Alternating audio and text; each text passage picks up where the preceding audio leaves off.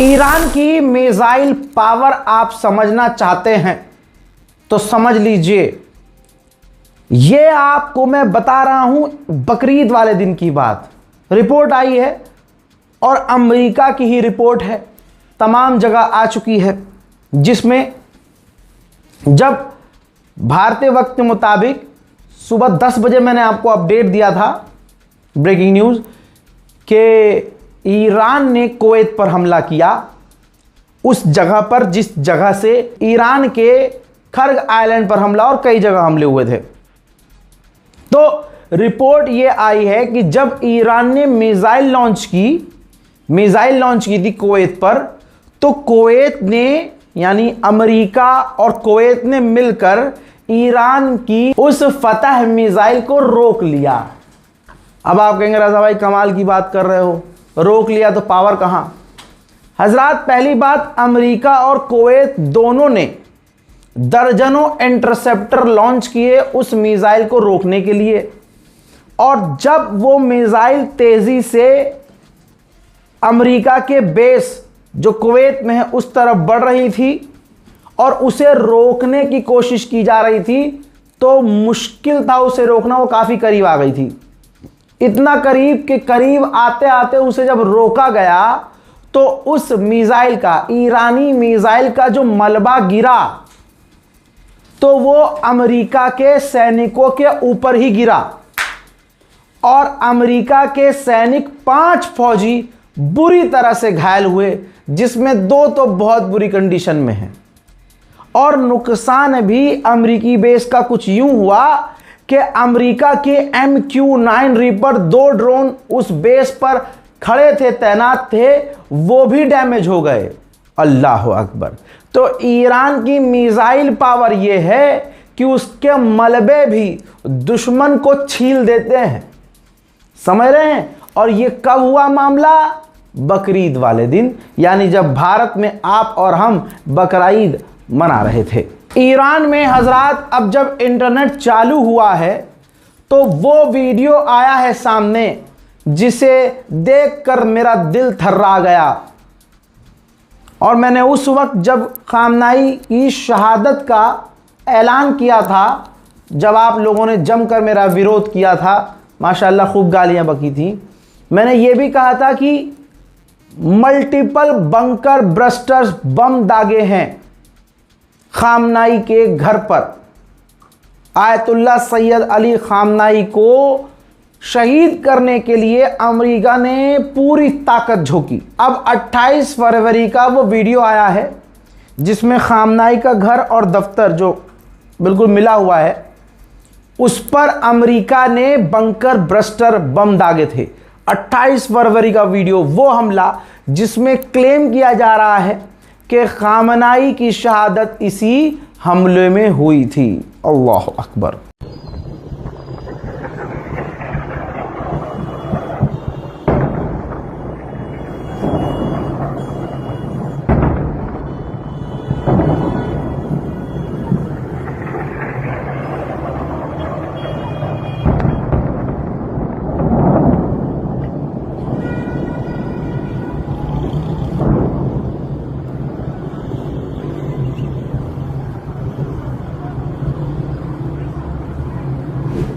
मोहतरम हजरात, कहा यह जा रहा है, रिपोर्ट यह आ रही है कि अब ईरान शहीद जनाब खामनाई की, आयतुल्लाह खामनाई, उनकी आखिरी रसूमात, उनके फ्यूनरल की तैयारी में लग चुका है। लेकिन जाहिर सी बात है ये तभी किया जाएगा जब आगे से गारंटी होगी कि अमेरिका अटैक ना करे, क्योंकि इजराइल इतना घटिया किस्म का कैरेक्टर रखता है कि वो कुछ भी कर सकता है। अमेरिका के वित्त मंत्री ने ऐलान किया है कि हमने ईरान के $1 बिलियन के क्रिप्टो सीज किए हैं। यानी आप देखें कि सारी दुनिया के सामने अमेरिका हर तरह से ईरान का नुकसान करने में लगा हुआ है, क्योंकि सामने से ये जंग में जीत नहीं पाया, लड़ने का भसोट नहीं है, तो अब ये इस तरह से कर रहा है।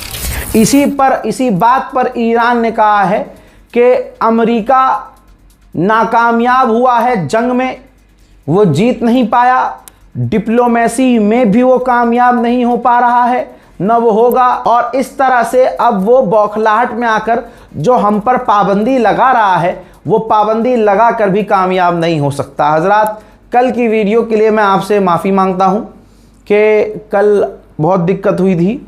मुझे बाद में पता चला, एडिटिंग में पता चला कि थोड़ी थोड़ी बीच में आवाज़ दब रही थी।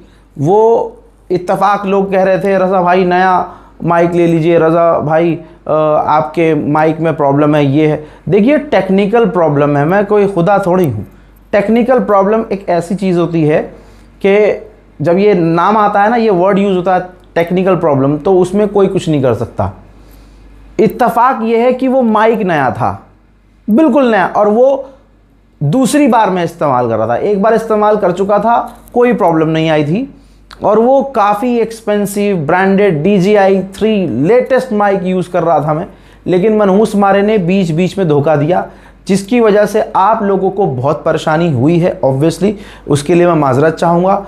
और ऐसा नहीं है कि एक माइक है हमारे पास, अल्हम्दुलिल्लाह आप लोगों की दुआ से बहुत मजबूत हैं इसमें। हमारे पास कई माइक हैं और मैं अक्सर चेंज कर करके यूज़ करता हूँ, है ना। लेकिन ये इत्तफाक वाली बात थी, वो कल इत्तफाक हो गया कि एक माइक जिसमें 40 मिनट का वीडियो था, मेरी 40 मिनट की मेहनत थी, और 40 मिनट तो फ्रंट की मेहनत थी। उस 40 मिनट की रिपोर्ट को बनाने के लिए पूरी रात मेरी लगी थी।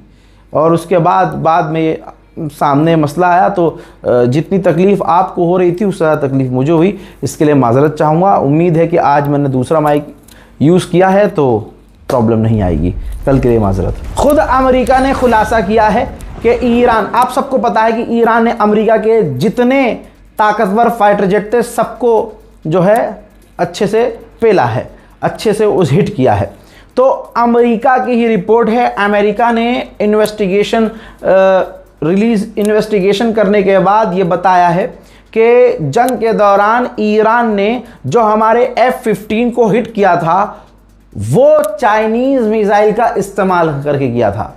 यानी चाइना की मिसाइलें इतनी ख़तरनाक हैं कि अमेरिका के फाइटर जेट को भी बेकार कर सकती हैं। तो आप समझ सकते हैं, दो चीज़ें हैं। पहला, अमेरिका ये कहना चाह रहा है कि चाइना पूरी तरह से ईरान को हथियार दे रहा है, मिसाइलें दे रहा है। और दूसरा ये क्लियर हो गया कि भाई चाइना की मिसाइलें ताकतवर तो हैं, चाइना के हथियार ताकतवर हैं। हजरात, ईरान ने बताया है कि कल रात हमने अमेरिका के यानी हमारे दुश्मन के एक ड्रोन को मार गिराया है। और सिर्फ बोला नहीं है ईरान ने, बल्कि ईरान ने उसके मलबे की तस्वीर भी जारी की है, आप देख सकते हैं। हजरात, विश्व गुरु और फलाने का गुरु फर्जी, आप देखिए कितना फर्जी है यार, कितना फर्जी कि मैं ये हूं और मैं वो हूं, और अपने गुलामों से तारीफ करवाता रहता है। और आप देखिए, अमेरिका के डर की वजह से वो ईरान से दूर हुआ, और इतना दूर हुआ कि आज देखो नाम नहीं ले पा रहा है, किसी का नाम नहीं ले पाता। उसके मुल्क की जंग होती है तो उसकी जंगबंदी का ऐलान अमेरिका करता है। सवाल यह है कि भाई तेरे मुल्क को तू चला रहा है या वो गुलाबी सुअर चला रहा है। मानते हैं कि तुम उसे ताऊ मानते हो, अपना माई बाप मानते हो, क्योंकि मुसलमानों का कत्ल करने वाला तुम्हारा आइडियल होता है, तुम उन्हीं के नक्शे कदम पे चलते हो, भगवान मान लेते हो उन्हें, तुम सारी दुनिया तुम्हारे इस कैरेक्टर को जानती है। लेकिन आज देखिए डिप्लोमेसी कितनी बुरी तरह से फेल हुई। अगर आज फलाना ईरान का दोस्त होता, ईरान के साथ रहता, अमेरिका से न डरता, तो आज ऐसे बयान जो आपको बताने वाला हूं ईरान हमारे बारे में भी देता। ये देखिए, ईरान ने कहा स्ट्रेट ऑफ हॉर्मुज़ में रशिया और चाइना हमारे स्पेशल टर्म्स का फ़ायदा उठाएंगे, उन्हें स्पेशल ट्रीटमेंट मिलेगा। रशिया और चाइना स्ट्रेट ऑफ हॉर्मुज़ में उनको एक बेहतरीन सेफ पैसेज दिया जाएगा। हजरात, ये तो ईरान अब कह रहा है, जबकि शुरू से ही रशिया और चाइना के टैंकर धड़ल्ले से निकल रहे हैं। काश आपका भी मुल्क रशिया, चाइना और इंडिया ऐसे नाम आता हमारा भी, और चौड़े में खुद को 56 इंच कहता, हम उसे 60 इंच का मानते। मोहतरम हजरात, पाकिस्तान के विदेश मंत्री ने अब ऑफिशियली भी मना कर दिया है कि फिलिस्तीन स्टेट बनने से पहले हम इजराइल को मान्यता नहीं देंगे और अब्राहम अकॉर्ड में शामिल नहीं होंगे। यानी डोनाल्ड ट्रंप को लाल आंख, भाई ये तो थूक रहा है पाकिस्तान अमेरिका पे, जबकि अमेरिका खुद ट्रंप तारीफों के पुल बांधता है आसिम मुनीर और शहबाज शरीफ के। लेकिन आप 56 इंच किसे देखते हैं? बताइए कौन है 56 इंच? मैं तारीफ नहीं कर रहा हूं, सोचिए हिम्मत कौन दिखा रहा है? अमेरिका की आंखों में आंखें डालकर साफ साफ कह दिया है पाकिस्तान ने कि हम किसी भी हालत में इजराइल के साथ नॉर्मलाइजेशन नहीं करेंगे। अब बताइए, फलाने देश का अगर प्रधानमंत्री होता और उसको ट्रंप धमकी देता तो वो इजराइल जाकर नाच के आता कि नहीं? वो कह रहे हैं कि नाच चुका है। चलिए खैर आगे बढ़ते हैं। दोस्तों, अमेरिका के ऊपर इजराइल का असर अब काम कर रहा है। ये जो नेतन्याहू ने कुछ दिन पहले कहा था कि भाई मैं अब इन्फ्लुएंस नहीं कर पा रहा हूं, भाई कुछ भी हो सकता है, किसी पर भरोसा नहीं किया जा सकता है। जो ट्रंप कल तक कह रहा था हम डील कर रहे हैं, बढ़िया चल रहा है मामला, अब ये डील खराब करने वाली स्थिति अमेरिका खुद बना रहा है या इजराइल अमेरिका पर प्रेशर डालकर मामला खराब करवा रहा है? आप सोचिए, एक तरफ डील की बातें हो रही हैं, दूसरी तरफ अमेरिका ने वार्निंग दी है, धमकी दी है कि स्ट्रेट ऑफ हॉर्मुज में ओमान की साइड, एक तरफ ईरान है एक तरफ ओमान है, तो ये वाला जो पानी वाला हिस्सा है जो ओमान के हिस्से में आता है, अमेरिका ने कहा है कि इस जगह हम मिलिट्री ऑपरेशन करेंगे। यानी वो ऑपरेशन करने वाला है, हमला करने वाला है, कुछ ना कुछ वो गंदगी करने वाला है। तो जाहिर सी बात है इससे तो तनाव बढ़ेगा, इससे जंग खत्म कैसे होगी? तो जाहिर सी बात है जो कैरेक्टर है, जो किरदार है, जो तौर तरीका है खुद डोनाल्ड ट्रंप का, वो साफ साफ लग रहा है कि वो डील नहीं करेगा। डील की सिर्फ नौटंकी चल रही है और डील के बहाने, बातचीत के बहाने अमेरिका और इजराइल सिर्फ समय ले रहे हैं, शायद पीछे से कुछ उनकी तैयारी चल रही है। अब सोचिए, गाम्बिया का एक टैंकर ईरान की तरफ जा रहा था, शायद तेल लेने जा रहा था, अमेरिका ने उस पर हमला किया और उस टैंकर को बेकार कर दिया। अब बताइए, ये तमाम चीजें अमेरिका जो कर रहा है, इससे क्या डील होगी? आर्मीनिया ने अभी मिलिट्री परेड करी थी, अपनी मिलिट्री ताकत दिखाई थी, जिसके अंदर उसने अपने सुखोई फाइटर जेट के अंदर, जो सुखोई फाइटर जेट दिखाए, जरा ध्यान से देखिए, उस सुखोई फाइटर जेट के अंदर जो मिसाइल लगी थी, Su-30 फाइटर जेट था जो रूस से खरीदा था इसने, और Su-30 में ईरान की मिसाइल, इरानियन मेड मिसाइल लगी हुई थी, गाइडेड मिसाइल। जी हाँ, जिस मिसाइल का नाम था यासीन, जी हाँ Yasin guided missile. Armenia Iran की मिसाइल अपने फाइटर जेट के अंदर इस्तेमाल कर रहा है। और 2 दिन पहले ही मैंने आपको दिखाया और बताया था कि इसी आर्मीनिया ने परेड की जो तैयारियां की थी उसमें ईरान का डिफेंस सिस्टम भी नजर आया। तो यानी आर्मीनिया जैसे कई देश चुपके चुपके से ईरान के हथियार इस्तेमाल करना शुरू कर चुके हैं। तो ये ईरान के लिए बड़ी कामयाबी है। बेचारा अमेरिका कुछ कर नहीं पा रहा है, ग्राउंड पर असलियत दुनिया ने देख ली, ताकत लड़के देख ले, लड़के वो देख चुका है कि क्या ईरान ने अच्छे से बेकार किया है। अब बेचारे सिर्फ बोलबाला करके, अपना मुंह लल्लो चलाकर सिर्फ अपनी जीत घोषित कर रहे हैं। अब अमेरिका के डिफेंस मिनिस्टर ने कहा कि ईरान स्ट्रेट ऑफ हॉर्मुज पर राज करना चाहता है और असल में हम स्ट्रेट ऑफ हॉर्मुज को कंट्रोल कर रहे हैं। इसी तरह से आप अपनी हंसी कंट्रोल करिए, हंसीएगा नहीं। ये ख्वाब में, हाँ मतलब ये वाला सीन है, झूठ बोलो, बार बार झूठ बोलो, जब भी मुंह खोलो झूठ बोलो, झूठ बोलो, झूठ बोलो, मजबूरी है बेचारों की। उधर ईरान ने कंफर्म किया है कि पिछले 24 घंटे में 20 जहाजों को हमने परमिशन देकर स्ट्रेट ऑफ हॉर्मुज से गुजरने दिया है। उधर ओमान ने ऐलान किया है कि हमने स्ट्रेट ऑफ हॉर्मुज के अंदर कुछ जगहों पर माइन्स डिटेक्ट की हैं, समुद्र के नीचे जो बम बिछाए हैं, विस्फोटक बिछाए हैं ईरान ने, वो हमने डिटेक्ट की है। लिहाजा स्ट्रेट ऑफ हॉर्मुज़ में जो जहाज़ आ रहे हैं, सतर्क रहें, सावधान रहें और सावधानी से आएँ। अगर आप अमेरिका के तौर तरीकों को फ़िलहाल देखेंगे तो अमेरिका का राष्ट्रपति सिर्फ धमकी दे रहा है, जीत का ऐलान कर रहा है। बेचारा पूरा महीना गुजर चुका है, जीत का ऐलान कर रहा है। इसी तरह से अमेरिका के डिफेंस मिनिस्टर लल्लो चलाकर जीत का एहसास कराने की कोशिश कर रहे हैं। और इसी तरह से अमेरिका के ऑफिशियल्स जो हैं इस तरह की पोस्ट कर रहे हैं। जैसे ये जो यूएस सेंट्रल कमांड है, सेंटोम, मिडिल ईस्ट का सेंटोम अमेरिका का, इसने अपने फाइटर जेट को बताया कि हमारा F-16 फाइटर जेट जो है मिडिल ईस्ट के ऊपर पेट्रोलिंग कर रहा है।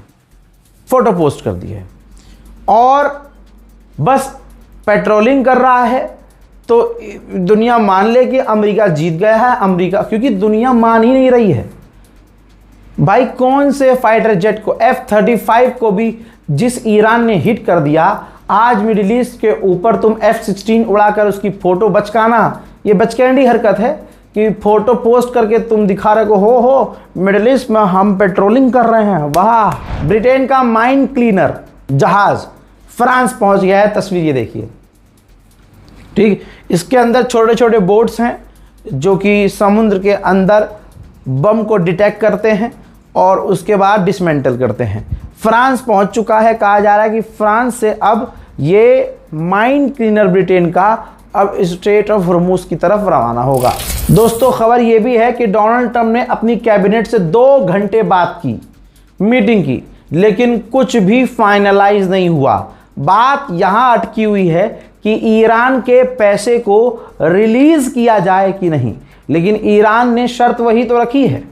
भूल गए होंगे शायद आप, कल मैंने बताया था कि ईरान ने शर्त रखी है कि जब तक हमारे पैसे रिलीज नहीं करेंगे आप, तब तक हम डील पर बात भी नहीं करेंगे। अब दोस्तों, अमेरिकी रिपोर्ट के अनुसार ये बात सामने आ रही है कि ईरान अभी भी अपना यूरेनियम एनरिचमेंट रोकने से इनकार कर रहा है, न्यूक्लियर पर बात करने से इनकार कर रहा है और अपना एनरिच यूरेनियम किसी और को देने से इनकार कर रहा है।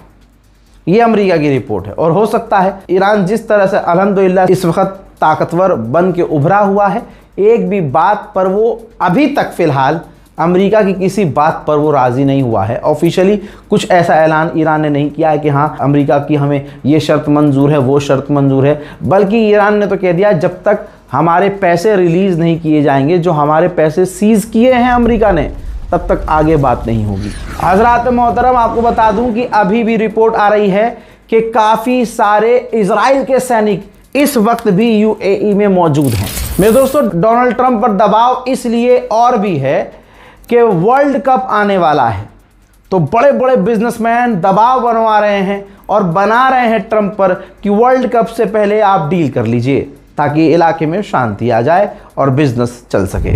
जंग से पहले ईरान यूएई को बिजनेस हब की तरह इस्तेमाल करता था।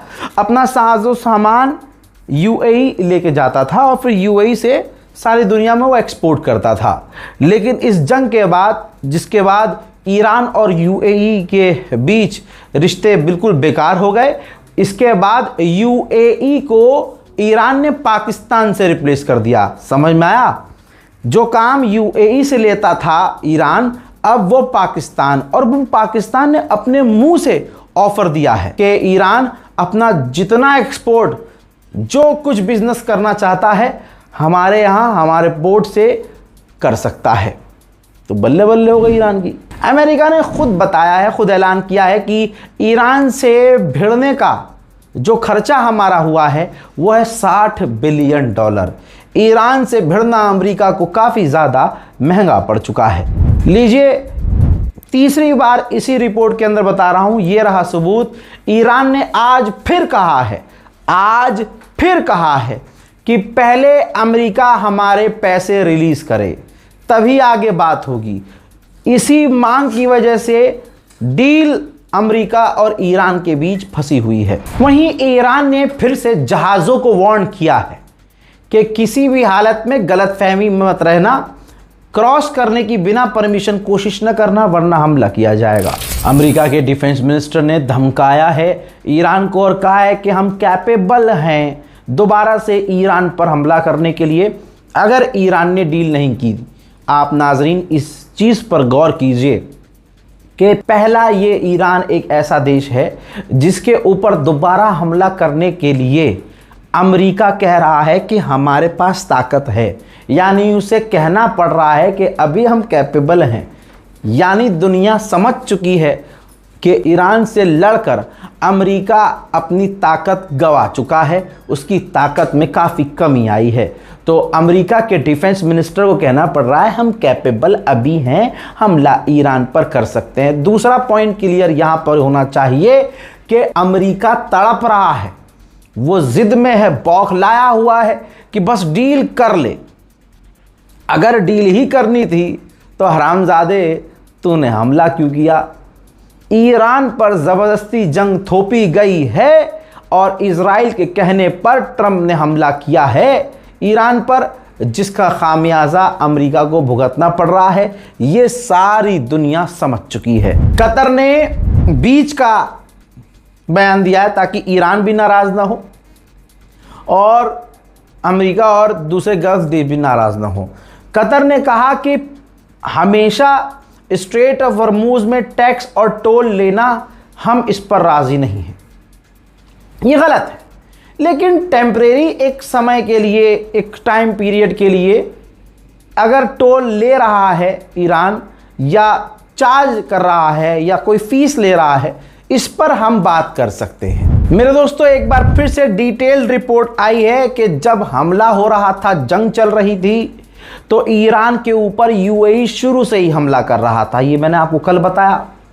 अब यहाँ पर दुनिया ये देख ले कि एक तरफ मैं पूरे टाइम में, पूरे जंग में हर 10-10 मिनट पे जब ये आपका भाई अपडेट दे रहा था, तो मैं एक बात बार बार अपने तमाम लोगों से कह रहा था कि एक तरफ अकेला ईरान और एक तरफ सारी दुनिया, एक तरफ सारे गल्फ। हाँ, अब जंग के बाद अब साबित हुआ कि तुम्हारा ये भाई सही कह रहा था, मेरी कही हुई बात सही साबित हुई कि भैया यूएई हमला कर रहा था शुरू से ही, लेकिन ऐलान कहीं नहीं था, क्लियर कहीं नहीं था।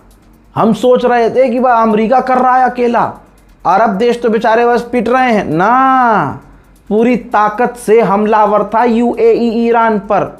रिपोर्ट जो आई है, ये रही रिपोर्ट, आगे की है रिपोर्ट कि जब यूएई पूरी ताकत से ईरान की oil facility, gas facility, steel facilities पर हमले कर रहा था, तो सऊदी अरब की गवर्नमेंट मोहम्मद बिन सलमान को इस बात का एहसास हुआ कि यूएई गलत कर रहा है,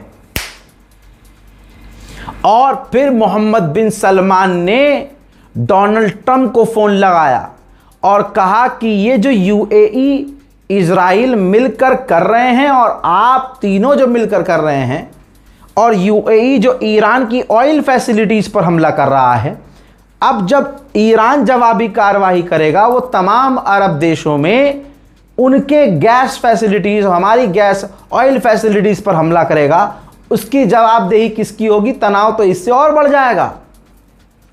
आप यूएई को रोकिए कि वो ईरान की ऑयल फैसिलिटी, गैस फैसिलिटीज पर हमले ना करे, जिसके बाद डोनाल्ड ट्रंप ने फोन किया नेतन्याहू को और बोला कि यूएई की इंटेलिजेंस मदद करना बंद करो, क्योंकि यूएई इस जंग को खतरनाक बना देगा। ईरान की जवाबी कार्रवाई में पूरे गल्फ का नुकसान होगा। ये रिपोर्ट बहुत बड़ी है, समझ लीजिएगा इसको। रोज की तरह लेबनान पर तस्वीर देखिए, लेबनान पर इजराइल ने फिर से बड़े हमले किए हैं। अमेरिका कह रहा है कि लेबनान पर बड़े हमले मत करो, ईरान कह रहा है कि हमारे डील में लेबनान पहले नंबर पर है। इजराइल उल्टा लेबनान पर बड़े हमले करके सीधा सीधा इस डील को खराब कर रहा है। ये देखिए क्या तबाही मचाई है लेबनान में इजराइल ने। अमेरिका और इजराइल बेबी किलर्स हैं, सब जानते हैं। मेरे पीछे कुछ बच्चों की तस्वीर लगी है और उनको मैंने ब्लर कर दिया है थोड़ा थोड़ा सा, ये सीरिया के कुछ रेफ्यूजीज बच्चे थे जो लेबनान में थे।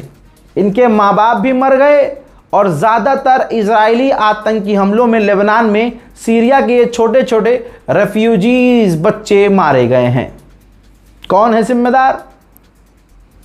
सिर्फ इजराइल नहीं है, तमाम ये मुस्लिम देश हैं, तमाम ये अरब देश हैं जो खामोश हैं। लेबनान में ये कौन सा सीज फायर है कि जब से सीज फायर हुआ है तभी से अब तक इजराइल ने 3,371 आम लेबनीज लोगों को शहीद कर दिया है, कत्ल कर दिया है, और अरबों के कानों पर जू नहीं रेंग रही है। हजरात मोहतरम, बैन बॉम्ब दाग रहा है लेबनान पर। ये देखिए, वाइट फॉस्फोरस बॉम्ब।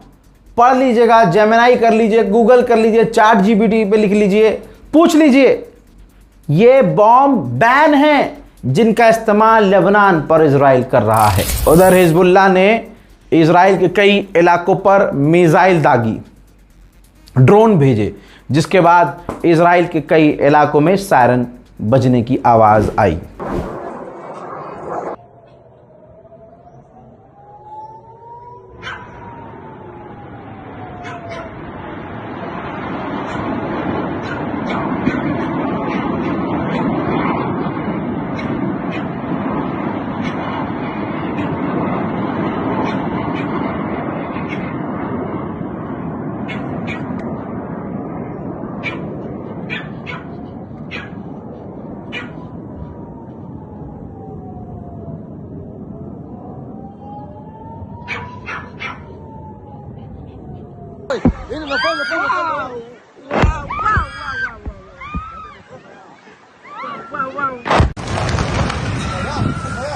מה זה? פה! ממש פה מולנו. איך פספסנו את זה? הנה, אתה לא רואה את הגלים, אתה מסתלבט? हजरात, गाजा के अंदर कुछ बचा थोड़ी है, लेकिन इजराइल अभी भी शांत थोड़ी है। ये तस्वीर देखिए, गाजा के अंदर कुछ नहीं बचा, फिर भी बच्चों को ट्रॉमा से निकालने के लिए छोटे छोटे स्कूल शुरू किए गए, टेंट लगाकर किसी खंडर में। तो इजराइल ने उन स्कूलों पर भी हमला कर दिया। अमेरिका, इजराइल बच्चों को मारते हैं, स्कूल उड़ाते हैं, यूनिवर्सिटीज़ पर हमला करते हैं। ये दोनों एक ही कैरेक्टर के हैं। हजरात, ये बात सही है। ईरान ने कहा था कि डोनाल्ड ट्रंप का जो स्लोगन है अमेरिका फर्स्ट, वो छोड़कर उसने इजराइल फर्स्ट कर दिया है। मुझे ये स्लोगन इसलिए याद आया, ये खबर देखिए। इस खबर के मुताबिक अमेरिका एक ऐसा बिल ला रहा है जिसके बाद अमेरिका और इजराइल की फौज का कॉपरेशन और बढ़ जाएगा।